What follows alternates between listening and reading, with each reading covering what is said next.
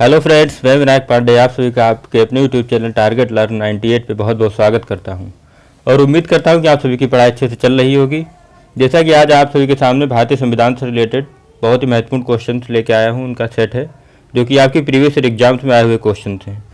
और जितने भी क्वेश्चन होंगे आपके प्रीवियस ईयर एग्जाम से आए हुए क्वेश्चन है और UP PCS and other one day exams के लिए बहुत ही, और स्टेट एग्जाम्स जो भी होते हैं उनके लिए बहुत ही इंपॉर्टेंट क्वेश्चन होंगे। तो आप वीडियो को पूरा ध्यान से देखिएगा, बहुत ही अच्छे अच्छे क्वेश्चन हैं जो कि आपकी प्रीवियस एग्जाम से पूछे जा चुके हैं। तो चलिए शुरू करते हैं। जैसा कि आप सभी के सामने पहला क्वेश्चन है, भारत में सर्वोच्च न्यायालय के न्यायाधीश कितने वर्ष की आयु तक अपने पद पर रह सकते हैं? इसमें आपके सामने ऑप्शन दिए हुए हैं 50, 52, 60 या 65। ऑप्शन दिए हुए हैं आपके सामने। पहला ऑप्शन है 50, 52, 60 या 65। तो इसका आपका राइट ऑप्शन हो जाएगा 65 वर्ष तक भारत के सर्वोच्च न्यायालय के जो न्यायाधीश होते हैं वो 65 वर्ष तक अपने पद पर रह सकते हैं। तो क्वेश्चन नंबर पहले का जो है डी ऑप्शन इसका सही हो जाएगा।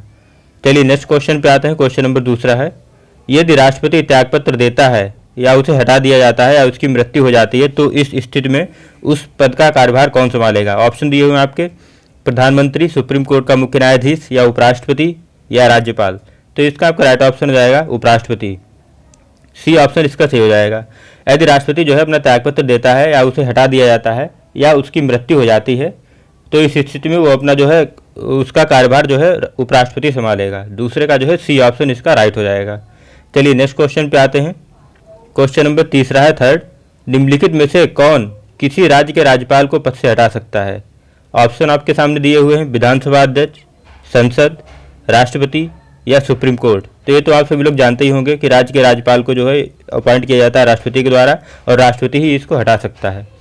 तो तीसरे का जो है सी ऑप्शन सही हो जाएगा। क्वेश्चन पूछ रहा है कि निम्न में से कौन किसी राज्य के राज्यपाल को हटा सकता है, तो राष्ट्रपति जो है राज्य के राज्यपाल को उसके पद से हटा सकता है। तो तीसरे का जो है सी ऑप्शन इसका सही हो जाएगा। नेक्स्ट क्वेश्चन पे आते हैं। फोर्थ क्वेश्चन नंबर है, भारत के संविधान में निम्नलिखित 3 प्रकार की सेवाओं की परिकल्पना की गई है। मतलब ये पूछ रहा है कौन कौन सी वो सेवाएं हैं जिनकी भारतीय संविधान में दिया हुआ है जिनके बारे में। तो इसमें आपका राइट ऑप्शन हो जाएगा अखिल भारतीय सेवाएं और केंद्रीय सेवाएं और राज्य सेवाओं के बारे में भारतीय संविधान में दिया हुआ है। तो 4 का जो है सी ऑप्शन इसका सही हो जाएगा, सी वाला। भारत के संविधान में जो है अखिल भारतीय सेवाओं के बारे में दिया हुआ है और केंद्रीय सेवाओं के बारे में दिया हुआ है और राज्य सेवाओं के बारे में दिया हुआ है। तो 4 का जो है सी ऑप्शन इसका राइट हो जाएगा। चलिए नेक्स्ट क्वेश्चन पे आते हैं। क्वेश्चन नंबर 5 है, भारत में निम्नलिखित में से कौन से पहले 2 राज्य थे जिन्होंने 1956 में पंचायती राज की स्थापना की थी? ऑप्शन आप सभी के सामने दिए हुए हैं, राजस्थान और महाराष्ट्र, राजस्थान और आंध्र प्रदेश, राजस्थान उड़ीसा, राजस्थान और पंजाब। तो इसका आप राइट ऑप्शन हो जाएगा 5 का, राजस्थान और आंध्र प्रदेश में जो है जिन्होंने 1956 में पंचायती राज की स्थापना की थी। तो पहले 2 राज्य थे राजस्थान और आंध्र प्रदेश। बी ऑप्शन इसका राइट हो जाएगा। 5 का जो है बी ऑप्शन इसका सही हो जाएगा, राजस्थान और आंध्र प्रदेश। राजस्थान और आंध्र प्रदेश में जो है 1956 में पंचायती राज की स्थापना की गई थी सबसे पहले भारत में। तो 5 का बी ऑप्शन इसका सही हो जाएगा। चलिए नेक्स्ट क्वेश्चन पे आते हैं। क्वेश्चन नंबर 6 है, निम्नलिखित उच्च न्यायालयों में से किसका अधिकार क्षेत्र केंद्र शासित प्रदेश लक्षद्वीप को शामिल करता है? तमिलनाडु उच्च न्यायालय, केरल उच्च न्यायालय, कोलकाता उच्च न्यायालय या बॉम्बे हाई कोर्ट। क्वेश्चन पूछ रहा है कि ऐसा कौन सा मतलब उच्च न्यायालय में किसका अधिकार क्षेत्र केंद्र शासित प्रदेश लक्षद्वीप को शामिल करता है? तो इसका आपका राइट ऑप्शन होगा केरल उच्च न्यायालय जो है लक्षद्वीप को उच्च न्यायालय में शामिल करता है। तो लक्षद्वीप जो है केरल उच्च न्यायालय के अंडर में आता है। 6 का जो है बी ऑप्शन इसका सही हो जाएगा। चलिए नेक्स्ट क्वेश्चन पे आते हैं। यह आपका प्रीवियस एग्जाम से क्वेश्चन पूछे गए हैं बार बार। चलिए नेक्स्ट क्वेश्चन पे आते हैं। क्वेश्चन नंबर 7 है, भारत के सर्वोच्च न्यायालय के न्यायाधीश के रूप में नियुक्त होने के लिए किसी व्यक्ति को उच्च न्यायालय में कितने समय तक अभ्यास करना चाहिए? ये तो आप लोगों ने बहुत बार पढ़ा भी होगा। भारत के जो सर्वोच्च न्यायालय के न्यायाधीश होते हैं उन्हें कितने वर्ष का जो है उच्च न्यायालय में जो है उच्च न्यायालय के लिए एक्सपीरियंस होना चाहिए, अभ्यास होना चाहिए। तो 7 का जो है ए ऑप्शन इसका सही हो जाएगा, 10 साल। 10 वर्ष जो है उसके पास एक्सपीरियंस होना चाहिए उच्च न्यायालय में बैठने के लिए। तो जो है 7 का ए ऑप्शन इसका सही हो जाएगा। चलिए नेक्स्ट क्वेश्चन पे आते हैं। क्वेश्चन नंबर 8 है, भारत के किसी राज्य में कार्यकारी शक्ति के संदर्भ में निम्नलिखित में से कौन सा कथन सही है? राज्य की कार्यकारी शक्ति राज्यपाल में निहित है, किसी राज्य में वास्तविक कार्यकारी प्राधिकरण मंत्रिपरिषद है, किसी राज्य में सभी कार्यकारी निर्णय मुख्यमंत्री के नाम पर लिए जाते हैं। ऑप्शन आपके दिए हुए हैं आंसर के, केवल 1 और 2, केवल 2 और 3, केवल 3 या 1, 2 और 3। इसमें आपका राइट ऑप्शन हो जाएगा 8 का ए, केवल 1 और 2, केवल और 1 और 2 इसका राइट ऑप्शन हो जाएगा। राज्य की कार्यकारी शक्ति जो है राज्यपाल में निहित होती है। किसी राज्य में सभी कार्यकारी निर्णय मुख्यमंत्री के नाम पर लिए जाते हैं, ये गलत है। किसी राज्य में वास्तविक कार्यकारी प्राधिकरण मंत्रिपरिषद, ये सही है। पहला और दूसरा इसका सही हो जाएगा, यानी कि ए ऑप्शन इसका राइट है। भारत की किसी राज्य में कार्यकारी शक्ति के संदर्भ में निम्नलिखित में से कौन सा कथन सही है, तो ए वाला सही हो जाएगा। इसमें पहला ऑप्शन दिया है राज्य की कार्यकारी शक्ति जो है राज्यपाल में निहित है, और दूसरा इसका ऑप्शन दिया हुआ है किसी राज्य में वास्तविक कार्यकारी प्राधिकरण मंत्रिपरिषद है। तो 8 का जो है ए ऑप्शन इसका राइट हो जाएगा। चलिए नेक्स्ट क्वेश्चन पे आते हैं। क्वेश्चन नंबर 9 है 9। राज्य लोक सेवा आयोग के सदस्य को क्रमशः मतलब किसके द्वारा नियुक्त और हटाया जा सकता है। राज्य का जो लोक सेवा आयोग के सदस्य होते हैं उनको किसके द्वारा नियुक्त किया जाता है और किसके द्वारा हटाया जा सकता है। ऑप्शन आपके सामने दिए हुए हैं, राज्य के राज्यपाल द्वारा, या राज्यपाल राष्ट्रपति दोनों के द्वारा, या राष्ट्रपति राज्यपाल, या राष्ट्रपति के द्वारा खाली। तो 9 का आपका राइट ऑप्शन हो जाएगा, राज्यपाल और राष्ट्रपति के द्वारा राज्य लोक सेवा आयोग के सदस्यों को हटाया जा सकता है और नियुक्त भी किया जा सकता है। तो 9 का जो है बी ऑप्शन इसका सही हो जाएगा। और अगर ये पूछ लेता है कि राज्य लोक सेवा आयोग के बारे में संविधान के किस आर्टिकल या किस अनुच्छेद में दिया हुआ है, तो ये आर्टिकल 315 में दिया हुआ है। उसमें दिया हुआ है कि संघ और राज्यों के लिए लोक सेवा आयोग होगा। तो 9 का जो है बी ऑप्शन इसका सही हो जाएगा, राज्य लोक सेवा आयोग के सदस्यों को राष्ट्रपति द्वारा या राज्यपाल द्वारा नियुक्त और हटाया जा सकता है। तो 9 का बी ऑप्शन इसका राइट हो जाएगा। चलिए नेक्स्ट क्वेश्चन पे आते हैं। क्वेश्चन नंबर 10 आप सभी के सामने है। 10, लोकसभा के उपाध्यक्ष और अध्यक्ष को लिखित रूप में इस्तीफा दे सकते हैं। मतलब लोकसभा के जो अध्यक्ष या उपाध्यक्ष होते हैं वो लिखित रूप से किसको इस्तीफा दे सकते हैं, राष्ट्रपति को, प्रधानमंत्री को, या हाउस के नेता को, या एक दूसरे को। तो इसका आपका राइट ऑप्शन हो जाएगा एक दूसरे को। लोकसभा के अध्यक्ष जो उपाध्यक्ष होते हैं वो एक दूसरे को अपना इस्तीफा सौंप सकते हैं लिखित रूप में। तो 10 का जो है डी ऑप्शन इसका सही हो जाएगा। ये भी आपका क्वेश्चन पूछा हुआ है, प्रीवियस एग्जाम में आया हुआ क्वेश्चन है। चलिए नेक्स्ट क्वेश्चन पे आते हैं। क्वेश्चन नंबर 12 है, केंद्र शासित प्रदेश अंडमान और निकोबार द्वीप समूह के अधिकार क्षेत्र में आता है। मतलब जो अंडमान और निकोबार द्वीप समूह है वो किसके अधिकार क्षेत्र में आता है। पोर्ट ब्लेयर में बॉम्बे हाई कोर्ट की सर्किट बेंच, पोर्ट ब्लेयर में मद्रास उच्च न्यायालय की सर्किट बेंच, या पोर्ट ब्लेयर में कोलकाता उच्च न्यायालय की सर्किट बेंच। तो 11 का आपका राइट ऑप्शन हो जाएगा, कोलकाता उच्च न्यायालय की सर्किट बेंच के अंतर्गत आता है अंडमान और निकोबार द्वीप समूह। तो 11 का जो है सी ऑप्शन इसका राइट हो जाएगा। चलिए नेक्स्ट पे आते हैं। क्वेश्चन नंबर 12 है, लक्षद्वीप निम्नलिखित उच्च न्यायालयों में से किसके अधिकार क्षेत्र के अधीन है। लक्षद्वीप जो है क्वेश्चन पूछ रहा है, लक्षद्वीप जो है निम्नलिखित में से मतलब किसके अधिकार के उच्च न्यायालय के अधिकार क्षेत्र में आता है। मद्रास उच्च न्यायालय, केरल उच्च न्यायालय, कोलकाता उच्च न्यायालय, बॉम्बे हाई कोर्ट। तो इसका आपका राइट ऑप्शन हो जाएगा केरल उच्च न्यायालय के अंतर्गत आता है लक्षद्वीप। लक्षद्वीप जो है केरल उच्च न्यायालय के अंतर्गत आता है। इसमें क्वेश्चन पूछा है लक्षद्वीप किस उच्च न्यायालय के अधिकार क्षेत्र में आता है, तो केरल उच्च न्यायालय के अधिकार क्षेत्र में आता है। तो 12 का जो है बी ऑप्शन इसका सही हो जाएगा। चलिए नेक्स्ट क्वेश्चन पे आते हैं। क्वेश्चन नंबर 13 13, निम्नलिखित में से कौन किसी राज्य के राज्यपाल को अपने पद से बर्खास्त कर सकता है। क्वेश्चन पूछ रहा है कि निम्नलिखित में से कौन किसी राज्य के राज्यपाल को अपने पद से बर्खास्त कर सकता है। राज्य विधानसभा, संसद, राष्ट्रपति, या इनमें से कोई नहीं। तो 13 का आपका राइट ऑप्शन हो जाएगा, राष्ट्रपति जो है किसी राज्य के राज्यपाल को उसके पद से हटा सकता है। राष्ट्रपति जो है किसी राज्य के राज्यपाल को उसके पद से हटा या बर्खास्त कर सकता है। तो 13 का जो है सी ऑप्शन इसका सही हो जाएगा। चलिए नेक्स्ट क्वेश्चन पे आते हैं। क्वेश्चन नंबर 14 है 14, 3 टियर पंचायती राज व्यवस्था की मध्य इकाई निम्न में से कौन सी है। ये बहुत ही इंपॉर्टेंट क्वेश्चन है, आपका पीसीएस में आ चुका है बहुत बार। 3 टियर पंचायती राज व्यवस्था की मध्य इकाई निम्न में से कौन सी है। ग्राम पंचायत, पंचायत समिति, या जिला परिषद, या ग्राम सभा। तो इसका आपका राइट ऑप्शन आएगा पंचायत समिति जो है 3 टियर पंचायत राज व्यवस्था की मध्य इकाई जो है पंचायत समिति है। पूछ लेता है कि 3 टियर पंचायती राज व्यवस्था की मध्य इकाई कौन सी है, तो जो है पंचायत समिति जो है 3 टियर पंचायती राज व्यवस्था की मध्य इकाई है। तो 14 का जो है बी ऑप्शन सही हो जाएगा। त्रिस्तरीय पंचायती राज व्यवस्था की जो है मध्य इकाई को पंचायती राज समिति भी कहा जाता है। तो 14 का जो है बी ऑप्शन इसका सही हो जाएगा। चलिए नेक्स्ट क्वेश्चन पे आते हैं। क्वेश्चन नंबर 15 है 15, सुरक्षा के खतरे के आधार पर राष्ट्रीय आपातकाल की घोषणा निम्नलिखित लेखों में से किसके तहत की जाती है। ऑप्शन आपके सामने दिए हुए हैं, आर्टिकल 344, आर्टिकल 352, आर्टिकल 367, 367, आर्टिकल 301। तो 15 का आपका राइट ऑप्शन हो जाएगा आर्टिकल 352 के तहत सुरक्षा खतरे के आधार पर राष्ट्रीय आपातकाल की घोषणा की जा सकती है। और जो है 3 बार आपातकाल अभी तक लग चुका है। पहली बार लगा था 1962 में, फिर 71 में, फिर 1975 में। और अगर पूछ लेता है कि वित्तीय आपातकाल आपका संविधान के किस आर्टिकल या किस अनुच्छेद में दिया हुआ है, तो वित्तीय आपातकाल जो है आपका 360 संविधान के आर्टिकल में दिया हुआ है। तो क्वेश्चन जो है 15 का बी ऑप्शन से हो जाएगा। आर्टिकल 352 सुरक्षा के खतरे के आधार पर राष्ट्रीय आपातकाल की घोषणा अनुच्छेद 352 के अंतर्गत की जाती है।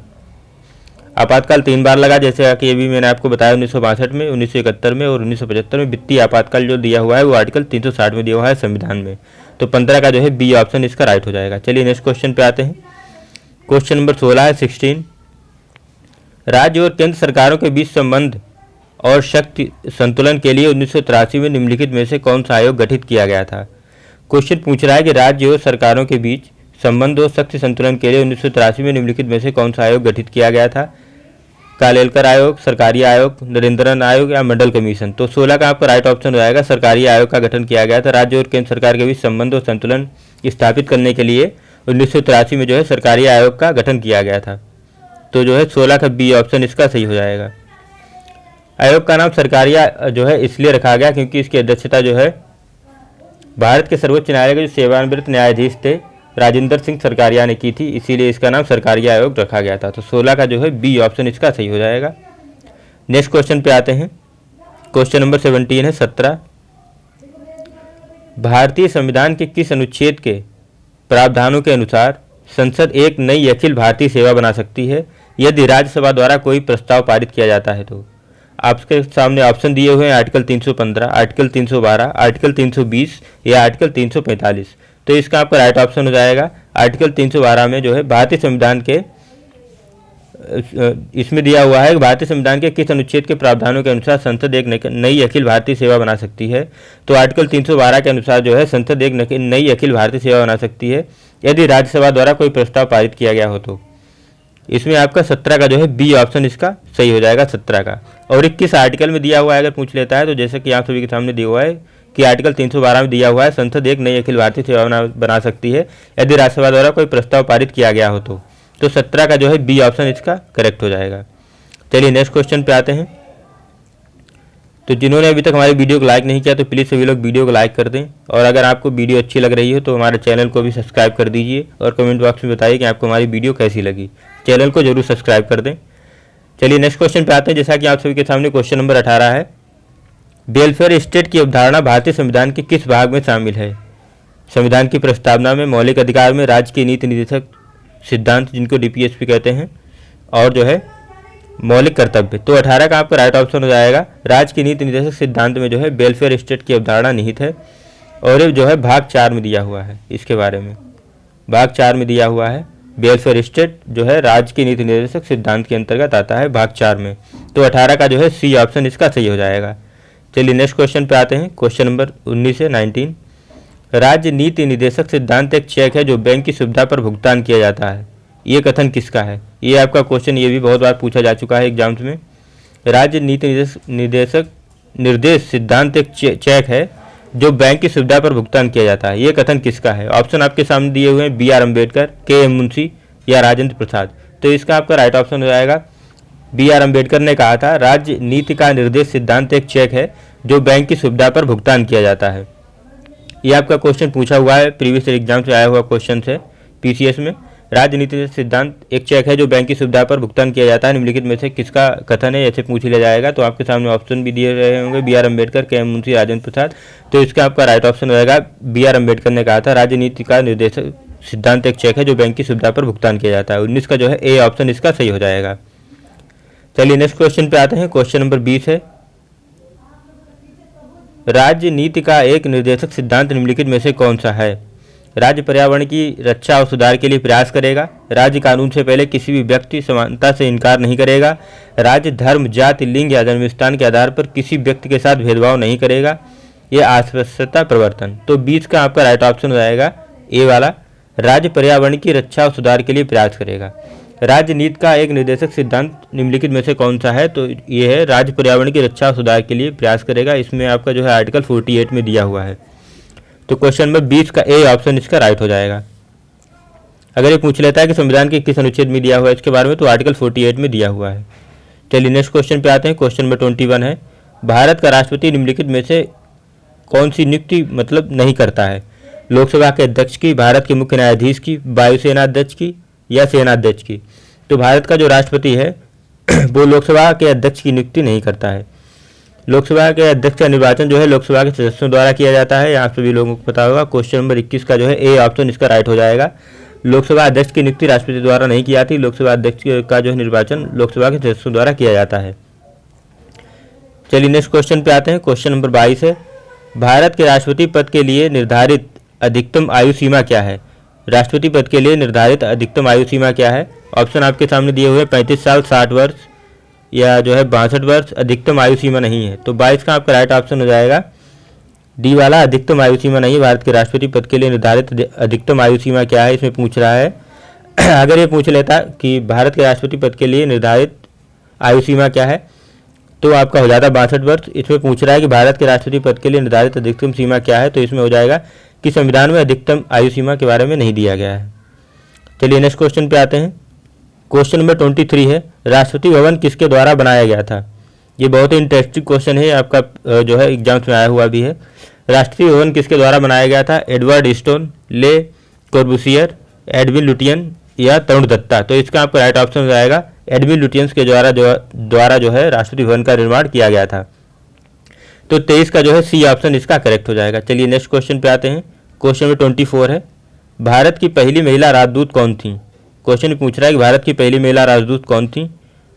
चोइरा बेलुयप्पा मुथम्मा, लता देवी, विजयलक्ष्मी पंडित और डी वाला आपका ऑप्शन है सरोजनी देवी। तो 24 का जो है आपका सी ऑप्शन हो जाएगा। भारत की पहली महिला राजदूत जो थी वो विजयलक्ष्मी पंडित थी, तो 24 का जो है सी ऑप्शन इसका करेक्ट हो जाएगा। चलिए नेक्स्ट क्वेश्चन पे आते हैं। क्वेश्चन नंबर 25 है, भारत में पंचायती राज अपनाने वाला पहला राज्य कौन सा है? ऑप्शन आपके सामने दिए हुए हैं राजस्थान, असम, मध्य प्रदेश, गुजरात। तो इसका आपका राइट ऑप्शन आएगा राजस्थान में भारत में सबसे पहले पंचायती राज अपनाने वाला राज्य जो है राजस्थान है। तो 25 का जो है ए ऑप्शन इसका राइट हो जाएगा। चलिए नेक्स्ट क्वेश्चन पे आते हैं। क्वेश्चन नंबर 26 है, भारतीय संविधान सभा की पहली बैठक की अध्यक्षता किसने की थी? ये भी आपका क्वेश्चन बहुत बार पूछा जा चुका है एग्जाम्स में। भारतीय संविधान सभा की पहली बैठक की अध्यक्षता किसने की थी? सच्चिदानंद सिन्हा, बी वाला ऑप्शन है आपका भगत सिंह, सी सरदार पटेल या तिलक बाबू। तो इसका आपका राइट ऑप्शन हो जाएगा सच्चिदानंद सिन्हा ने जो है भारतीय संविधान सभा की पहली बैठक की अध्यक्षता की थी। तो 26 का जो है ए ऑप्शन इसका सही हो जाएगा। भारतीय संविधान सभा की पहली बैठक की अध्यक्षता जो है सच्चिदानंद सिन्हा ने की थी। चलिए नेक्स्ट क्वेश्चन पे आते हैं। क्वेश्चन नंबर 27 है, निम्नलिखित में से कौन सा बिल केवल लोकसभा में पेश किया जा सकता है? संविधान संशोधन विधेयक, सरकारी बिल, धन विधेयक या निजी सदस्य विधेयक? तो जो है 27 का आपका राइट ऑप्शन हो जाएगा धन विधेयक जो है केवल लोकसभा में ही पेश किया जा सकता है। तो 27 का जो है तीसरा ऑप्शन सही हो जाएगा धन विधेयक। धन विधेयक जो है केवल लोकसभा में ही पेश किया जा सकता है। 27 का जो है थर्ड वाला ऑप्शन सही हो जाएगा। नेक्स्ट पे आते हैं। क्वेश्चन नंबर 28 है, अप्रैल 2022 तक लोकसभा के कितने आम चुनाव हुए हैं? क्वेश्चन पूछ रहा है कि अप्रैल 2022 तक लोकसभा के कितने आम चुनाव हुए हैं? 24, 13, 17 और इसमें ऑप्शन दिया हुआ है आपका 10। तो इसका आपका 28 का राइट ऑप्शन हो जाएगा 17 जो है अप्रैल 2022 तक लोकसभा में जो है 17 आम चुनाव जो है संपन्न हो चुके हैं। तो 28 का जो है तीसरा वाला ऑप्शन से हो जाएगा सी। अप्रैल 2022 तक लोकसभा में कितने आम चुनाव संपन्न हो चुके हैं? 17 आम चुनाव संपन्न हो चुके हैं। नेक्स्ट क्वेश्चन पे आते हैं। क्वेश्चन नंबर 29 है, निम्नलिखित में से किसने 1887 में भारतीय राष्ट्रीय कांग्रेस को अध्यक्ष के रूप में संबोधित किया था? क्वेश्चन पूछ रहा है कि 1887 में भारतीय राष्ट्रीय कांग्रेस को अध्यक्ष के रूप में 1887 में किसने जो है संबोधित किया था? ऑप्शन आप सभी के सामने दिए हुए हैं, बीजी तिलक, बदरुद्दीन तैयब जी या WC बनर्जी, दादाभाई नौरोजी। तो 29 का आपका राइट ऑप्शन रहेगा बदरुद्दीन तैयब जी ने जो है 1887 में भारतीय राष्ट्रीय कांग्रेस को अध्यक्ष के रूप में संबोधित किया था।